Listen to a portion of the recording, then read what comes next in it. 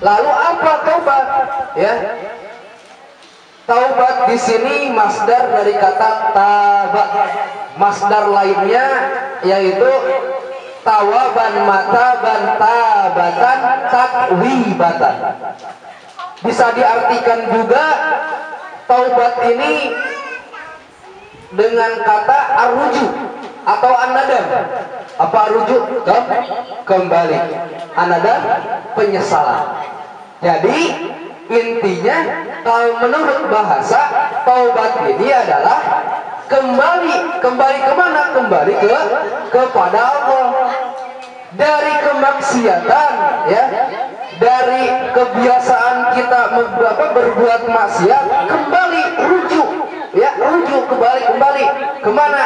Kepada ketaatan kepada Allah. Jangan terus ada diam, ya, jangan terus diam di tempat maksiat tersebut. Misalkan kita maksiatnya melakukan dosanya karena kita berteman dengan sisi misalkan ya, misalkan karena kita berteman dengan dia, terus kita sering melakukan dosa, ya, sering melakukan maksiat karena kita berteman dengan dia, misalkan, ya. Pertama kita lakukan hal yang pertama ketika kita pengen bertobat, saya menyesal berteman dengan dia karena dia, ketika saya berteman dengan dia, saya malah melakukan maksiat, malah melakukan dosa, banyak dosa yang dilakukan, ya, malah sering mencuri, misalkan, ya, kayak gitu. Setelah kita berteman dengan dia, misalkan. Terus yang kedua, saya bermaksud yang kuat tidak akan mencuri, kayak gitu kan, itu perbuatan dosa. Itu yang kedua. Yang ketiga, meninggalkan teman tersebut, ya, meninggalkan teman tersebut dan meninggalkan tempat di mana kita berbuat maksiat, di mana kita melakukan dosa, meninggalkan tempat itu, ya. Syarat yang keempat yaitu berkaitan dengan manusia, berkaitan dengan sesama manusia, ya. Apa? Yaitu minta pembebasan kepada makhluk. Misalkan kita punya salah, ya, kita pengen bertobat, ya, kepada Allah, kita sudah melaksanakan yang 3 syarat ini. Terus kita punya salah kepada makhluk, misalkan kata si Fahri teh, ya, si Fahri teh pengen bertobat, yang 3 syarat tadi sudah si Fahri laksanakan, tinggal satu lagi yaitu dosa terhadap makhluk. Misalkan dosa ke si Uki, mohon maaf ya, saya teh pengen tobat, saya teh dulu pernah ngambil sendal kamu, misalkan, ya, pernah ngambil sendal kamu, misalkan, atau pernah ngomongin kamu di belakang, ya, ngomongin bahwa kamu itu ganteng, ngomongin kejelekannya, misalkan, ya. Nah, si Parita mengutarakan kesalahannya ke Uki, terus si Uki memaafkannya, ya udah, misalkan, nggak apa-apa, kita maaf, saya udah memaafkannya, misalkan. Terus kepada orang-orang yang pernah kita berbuat salah kepadanya, terus meminta maaf, sudah beres semuanya, baru kita sudah dikatakan selesai melaksanakan syarat-syarat daripada syarat tobat, ya.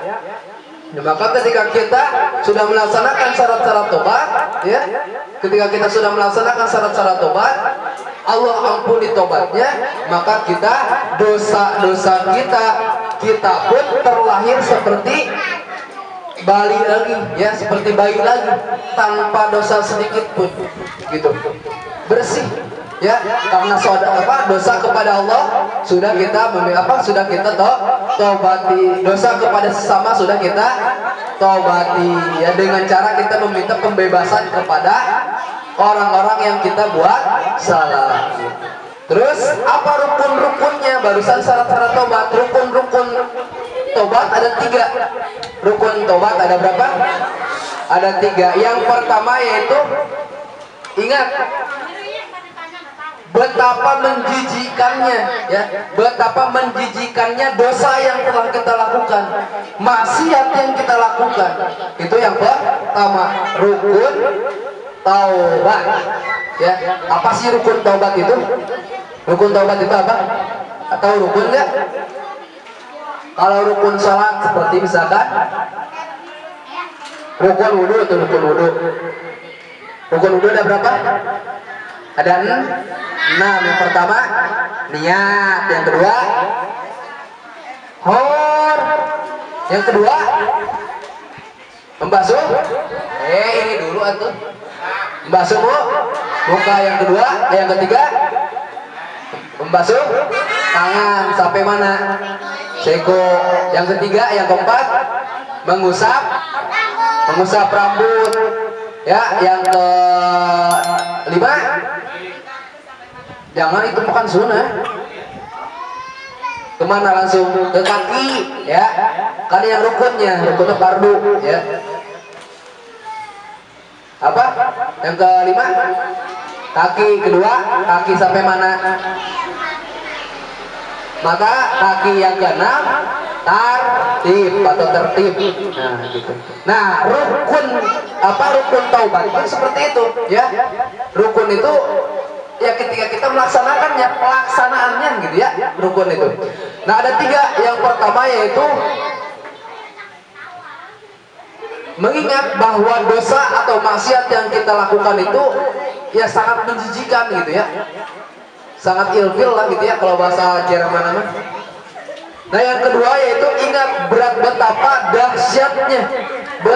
dahsyatnya murka Allah Subhanahu wa taala. Ya. Betapa dahsyatnya murka Allah Subhanahu wa taala, betapa dahsyatnya siksa Allah Subhanahu wa taala gitu. Ya. Itu yang harus kita ingat. Dan yang ketiga yaitu ingat kepada kesalahan diri kita. Nah, maka ketika kita sudah melaksanakan yang 3 ini, yang pertama kita menganggap dosa kita, kemaksiatan kita ya, mengingat kemaksiatan dan dosa kita menjijikan, sangat menjijikan. Yang kedua yaitu mengingat bahwa dahsyatnya siksa Allah, dahsyatnya murka Allah. Yang ketiga yaitu apa yang ketiga? Mengingat dosa-dosa yang telah kita lakukan, kemaksiatan yang telah kita lakukan, dan pada waktu itu rasa malu kita yang sedikit ya. Maka ketika kita mengingat yang ketiga itu, maka insya Allah tidak akan pernah kembali lagi kepada maksiat yang telah kita lakukan. Taubat yang disebut taubatan nasuha ya. Kenapa kita harus tobat? Ingat siksa Allah itu ketika di yaumil qiyamah sangat pedih ya. Dan kalau kita sudah disiksa ketika kita sudah ada di yaumil qiyamah, mau kita tolong sama siapa? Jangan dulu ke yaumil qiyamah, kita di dunia. Ya, kita di dunia nih, jangankan kita di Mesir, di sini aja di Bekasi, ya, jam 12 siang, diam di luar ketika cuaca sedang terik matahari, diam di situ di luar 2 jam, kuat ya, lihat ke atas misalkan, kuat ya, gak bakalan kuat.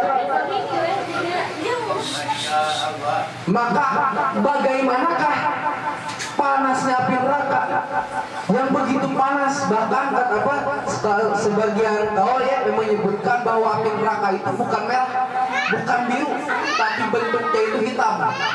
Ya, bentuknya itu hitam. Nah, kamu suka lihat itu di ya kakak Wibu juga ya, suka lihat di Naruto ya, ada sih yang namanya si Itachi, lihat Uchiha mengeluarkan api yang hitam ya. Api hitam itu tidak akan pernah padam sehingga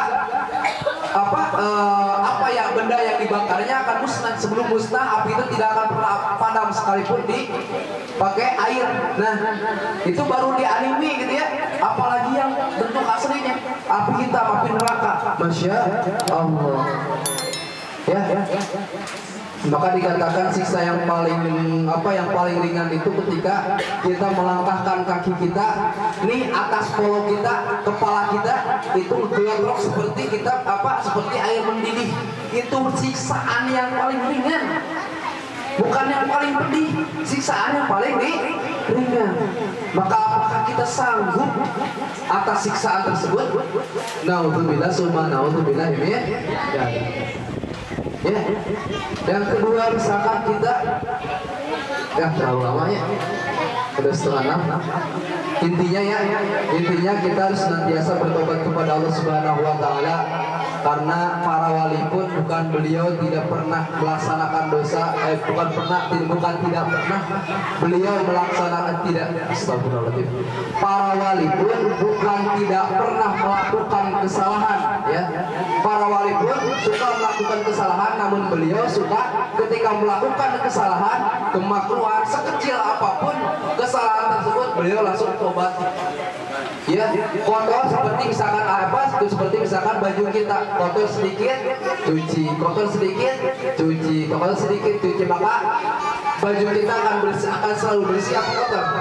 Akan selalu bersih. Maka diri kita pun ketika kita melakukan dosa, melakukan kemaksiatan, melakukan kesalahan, maka iringi kesalahan dengan kebaikan. Banyak kebaikan yang harus kita lakukan, banyak kebaikan-kebaikan yang kita bisa lakukan, ya. Maka bertobat kepada Allah Subhanahu wa taala, dan semoga kita bisa diistiqomahkan dalam hal kebaikan, bisa diistiqomahkan untuk beribadah kepada Allah, biar sama-sama kita menuju makrifat kepada Allah Subhanahu wa taala.